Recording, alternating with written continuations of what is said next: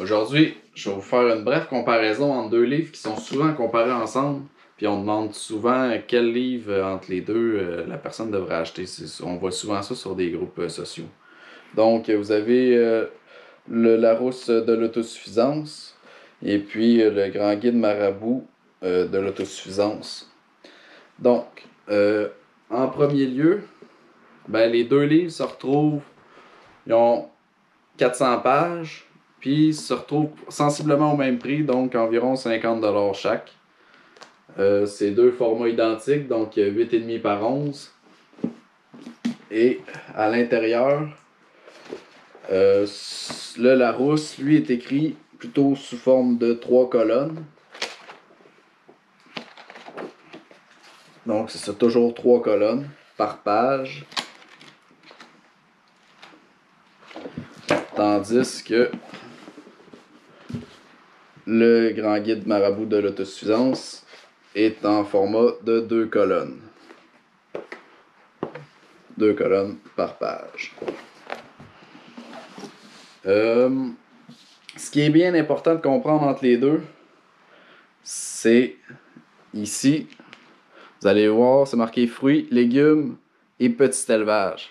Ça, c'est une nuance très importante. Si vraiment, j'ai lu les deux en entier, si vraiment vous vous intéressez pratiquement uniquement à l'autosuffisance de manière alimentaire, c'est ce livre-là qu'il vous faut. Ça, c'est certain, c'est une évidence.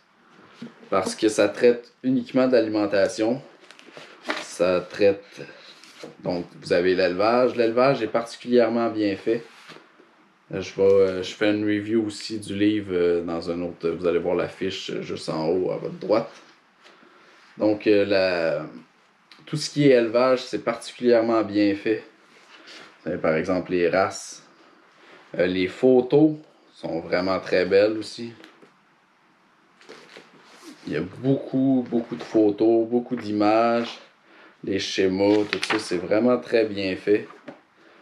Donc, si vous vous intéressez à l'autonomie alimentaire, c'est ce livre-là qu'il vous faut. Ça, c'est indéniable.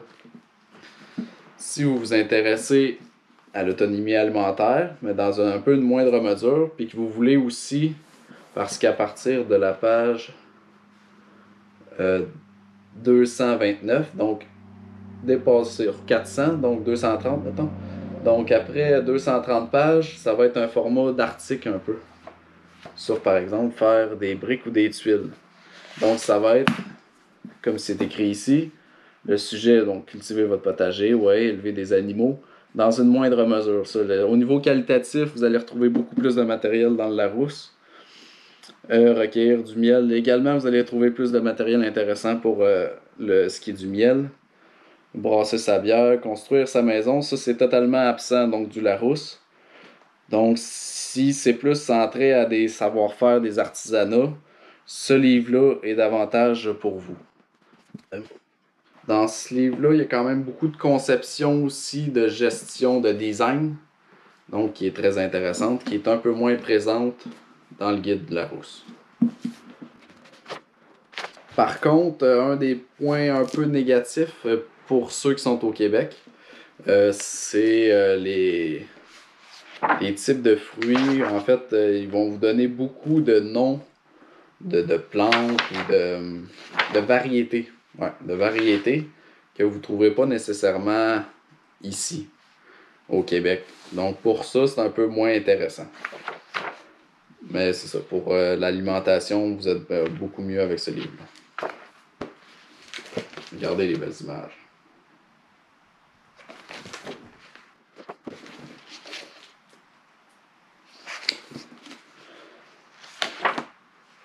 Sinon, je vous dirais ça, ben, c'est un peu un collectif. C'est-à-dire que vous n'avez pas d'anecdote là-dedans. C'est pas un style personnel, la façon dont c'est écrit. Tandis que le Grand Guide Marabout, c'est John Seymour. Puis c'est un style très personnel. Donc c'est écrit pas au jeu, là, mais c'est écrit... vous allez avoir des anecdotes. Vous sentez qu'il y a une personne qui vous raconte l'histoire un peu. Donc c'est un style qui est différent.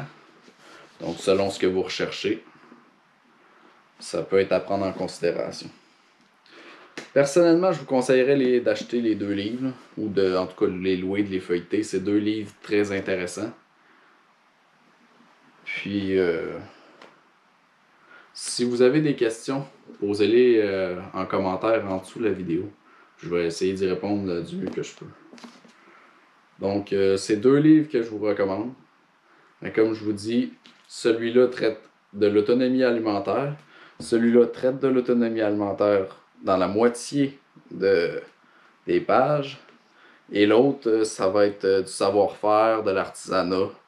Puis ça va être tout ce qui entoure la résilience lorsqu'on vit à la campagne. Donc j'espère que ces reviews-là vous ont plu. Bonne lecture!